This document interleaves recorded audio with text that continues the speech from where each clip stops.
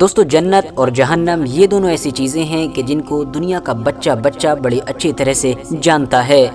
کیونکہ ظاہر ہے آپ دنیا کے کسی بھی انسان سے جنت اور جہنم کے بارے میں پوچھیں گے وہ آپ لوگوں کو ضرور جواب دے گا، بس شرط یہ ہے کہ وہ کسی نہ کسی دھرم اور مذہب کو ضرور فالو کرتا ہو،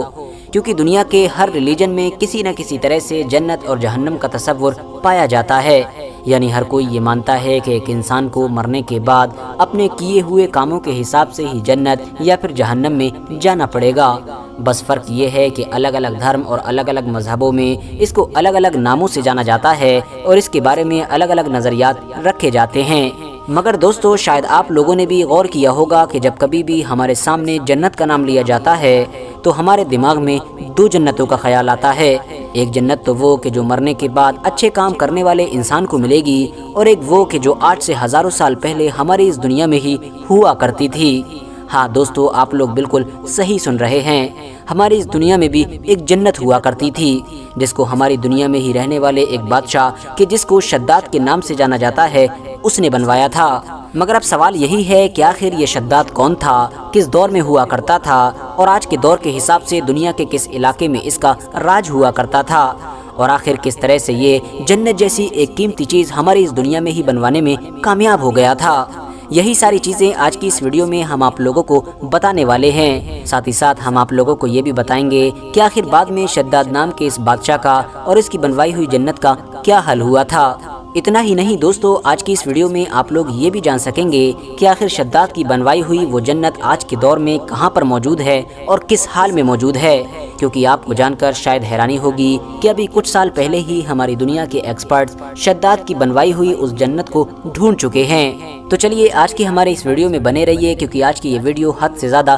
انفارمیٹیو ہونے والی ہے اور آپ کو اس ٹاپک سے ریگارڈنگ وہ سب کچھ جاننے کو ملے گا جو شاید آپ نے پہلے کبھی بھی نہیں سنا ہوگا۔ دوستو ہماری اس دنیا میں احقاف نام کا ایک علاقہ ہوا کرتا تھا اور وہاں پر قوم عاد آباد ہوا کرتی تھی۔ دراصل عربی زبان میں ریت کے اونچے اور لمبے ٹیلے کو حقف کہا جاتا ہے اور اسی حقف کا ہی پلورل بنتا ہے احقاف، اسی لیے اب اس کا مطلب یہ ہوتا ہے کہ لمبے اور اونچے ریت کے ٹیلوں کی جگہ۔ آپ کو بتاتے چلیں احقاف نام کا یہ ایریا آج کے دور کے یمن اور عمان کے پورے علاقے پر پھیلا ہوا تھا اور قوم عاد یہاں پر آج سے لگ بھگ 8500 سال پہلے آباد ہوا کرتی تھی۔ دوستو قوم عاد کی زندگی بہت زیادہ خوشگوار گزر رہی تھی، کیونکہ ان کے پاس ہریالی تھی، اچھا پانی تھا اور کھانے کو بھرپور خوراک تھی، اس کے علاوہ جانور ہوا کرتے تھے اور جو کچھ بھی اس دور میں ضروری تھا سب کچھ ہوا کرتا تھا۔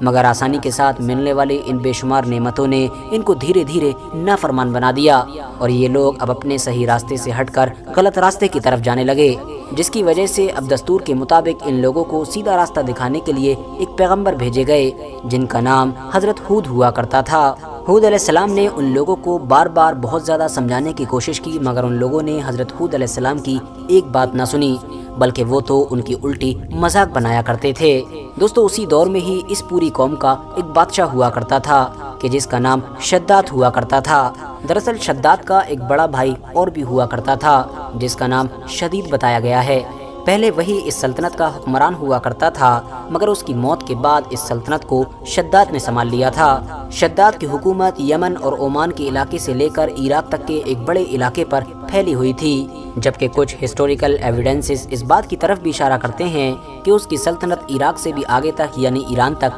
پھیلی ہوئی تھی۔ فی الحال حضرت ہود علیہ السلام نے دوسرے عام لوگوں کی طرح شداد کو بھی سمجھانے کی بھرپور کوشش کی، مگر شداد نے بھی ان کی ایک نہ سنی۔ آخرکار ان دونوں کے بیچ بحث ہوئی اور شداد نے ان سے پوچھا کہ اگر میں تمہارے اوپر ایمان لے بھی آؤں اور تمہاری بات مان بھی لوں تو آخر بدلے میں مجھے کیا ملے گا؟ اس پر حضرت ہود علیہ السلام نے جواب دیا کہ اس کے بدلے میں تمہارے اوپر جنت حلال ہو جائے گی۔ یہ سن کر شداد نے حضرت ہود علیہ السلام سے کہا کہ آخر یہ کون سی بڑی چیز ہے، یہ تو میں بھی کر سکتا ہوں، جس جنت کی تم بات کر رہے ہو یہ تو میں بھی بنا سکتا ہوں، اتنی طاقت، اتنا پیسہ اور اتنی قابلیت تو میرے پاس بھی ہے۔ حضرت ہود علیہ السلام نے اس کو سمجھانے کی بہت کوشش کی مگر وہ اپنے فیصلے سے باز نہ آیا، اور غرور و گھمنڈ میں اس نے فوراً یہ آرڈر جاری کیا کہ ایک جنت تیار کی جائے۔ اس دور کے اس کی سلطنت کے قابل سے قابل بلڈنگز بنانے والے لوگوں کو اکٹھا کیا گیا اور احقاف میں اس خاص جگہ پر جنت بنوانی شروع کی گئی کہ جس جگہ کو ارم کے نام سے جانا جاتا تھا۔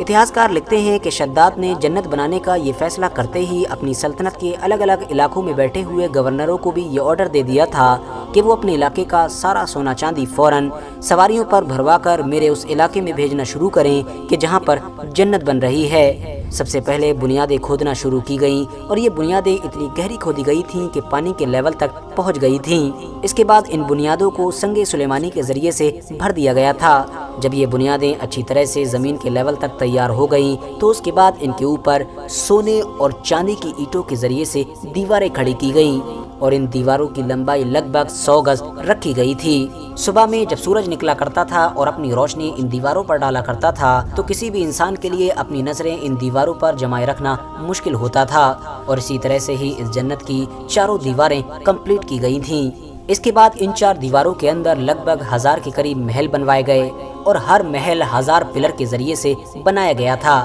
اور ان میں سے ہر پلر کے اوپر بے انتہا ہیرے اور جواہرات جڑے گئے تھے۔ اس جنت کے بیچ میں ایک بڑی سی نہر بھی بنوائی گئی تھی، اور اس کے بعد اسی بڑی نہر سے بہت ساری چھوٹی چھوٹی نہریں بھی کاٹی گئی تھیں۔ یہ ساری وہ چھوٹی چھوٹی نہریں تھیں کہ جو ہر محل سے ہو کر گزرا کرتی تھیں۔ حوض اور فوارے جیسی چیزوں کی بھی کوئی کمی باقی نہیں رکھی گئی۔ نہروں کے کنارے پر بہت سارے بناوٹی یعنی آرٹیفیشل پیڑ بھی لگائے گئے تھے۔ ان آرٹیفیشل پیڑوں کی جڑیں سونے کی ہوا کرتی تھیں، جبکہ موتی اور یاقوت جیسے ہیروں کو لا کر ان پیڑوں کے اوپر بھی لٹکایا گیا تھا۔ شداد کے اس خوابوں کی جنت میں یعنی شداد کے شہر میں مکانوں اور دکانوں کی دیواروں کو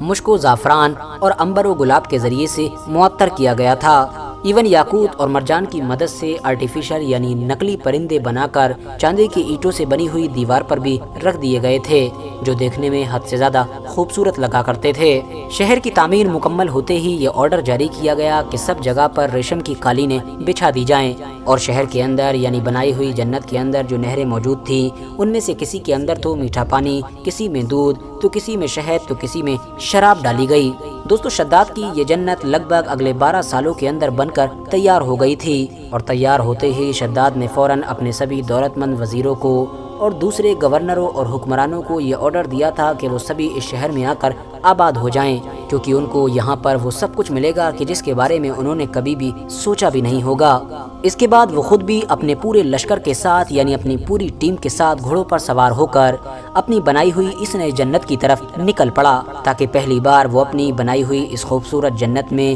پوری شان و شوکت کے ساتھ انٹری لے سکے۔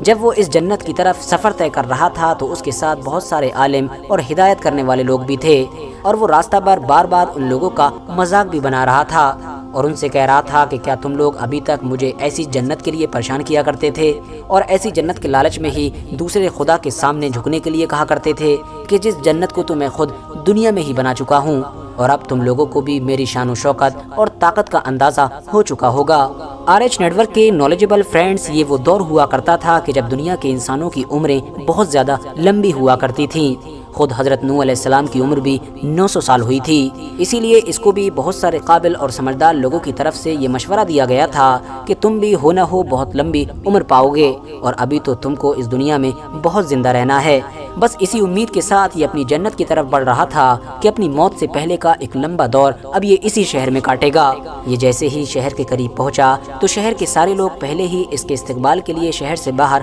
آ چکے تھے اور اس کے اوپر ہیرے جواہرات کو نچھاور کر رہے تھے۔ یہ بھی اپنی پوری شان و شوکت اور غرور و گھمنڈ کے ساتھ شہر کی طرف بڑھتا گیا، اور جیسے ہی یہ اپنی اس جنت یعنی اپنے اس شہر کے ایگزیکٹ دروازے پر پہنچا اور داخل ہونے کی کوشش ہی کر رہا تھا، ویسے ہی اس کو اپنے راستے میں ایک اجنبی شخص کھڑا ہوا دکھائی دیا۔ اپنے راستہ میں کھڑے ہوئے اس اجنبی انسان کو دیکھ کر شداد نے بڑی حیرت سے پوچھا کہ آخر تو کون ہے؟ اس پر جواب ملا، میں ملک الموت ہوں، یعنی کہ موت کا فرشتہ۔ شداد نے پوچھا، آخر کیوں آیا ہے؟ جواب ملا، تیری روح قبض کرنے آیا ہوں، یعنی کہ تیری موت بن کر آیا ہوں۔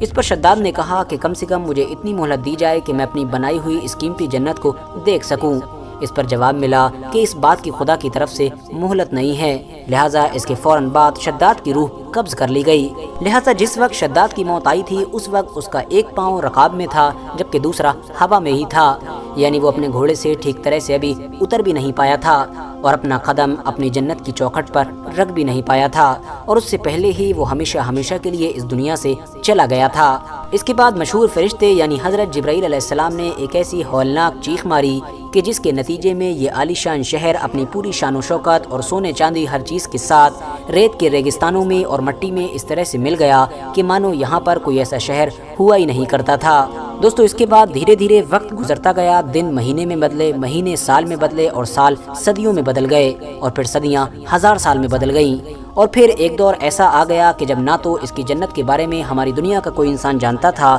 اور نہ ہی شداد کے بارے میں، مگر ہزاروں سال کے بعد اچانک سے دنیا کا دھیان ایک بار پھر سے اس جنت کی طرف اس وقت گیا کہ جب قرآن میں اس جنت کا ذکر آیا۔ ہاں دوستو، آج سے ہزاروں سال پہلے شداد نام کے بادشاہ کی طرف سے بنوائی گئی یہ خوبصورت اور عالیشان جنت کا ذکر مسلمانوں کی سب سے پوتر یعنی مقدس کتاب قرآن میں موجود ہے، لیکن قرآن میں آنے کے بعد بھی صرف اسلام دھرم کو فالو کرنے والے لوگ ہی اس پورے کانسیپٹ پر یقین رکھا کرتے تھے، یعنی اس بات پر یقین رکھا کرتے تھے کہ کوئی شداد ہوا کرتا تھا کہ جس نے ایسی جنت بنانے کی کوشش کی تھی، مگر مسلمانوں کے علاوہ دنیا کے دوسرے عام لوگ ان سب چیزوں پر بالکل بھی یقین نہیں رکھا کرتے تھے، کیونکہ ظاہر ہے ان سب چیزوں پر یقین رکھنے کے لیے بہت سارے ہسٹوریکل ایویڈنسز ہونا بھی ضروری تھے۔ مگر دوستو پوری دنیا اس وقت حیران رہ گئی کہ جب 1991 اور 92 کے قریب میں ایک آرکیولوجیکل ٹیم اومان اور یمن کے اس پورے علاقے میں اس شہر کو ڈھونڈنے میں کامیاب ہو گئی کہ جہاں پر کسی دور میں یہ شہر یعنی یہ جنت